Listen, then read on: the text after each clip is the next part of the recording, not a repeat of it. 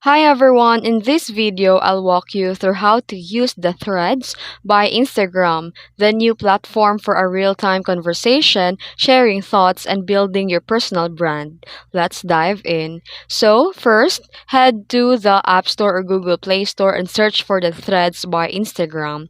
Download and log in using the Instagram account. Then here you can choose your profile, it's either a public or a private, and sync your followers if you want. Then, to create your first thread, tap the plus icon to start a new post. Then, write a message. Then, here you can also add a photos, videos, or links. You can put hashtags. Then, hit post, and now it's live, and your followers can reply or repost it.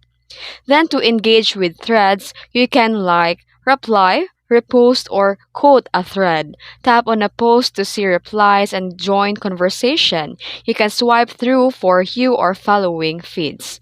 Then for the privacy control and settings, you can tap the profile icon, then go to the settings, and you can choose who can reply to your threads. It's either everyone, followers, or mention only. And you can also use a hidden words feature to filter out the offensive replies. You can block, mute, or restrict accounts if needed.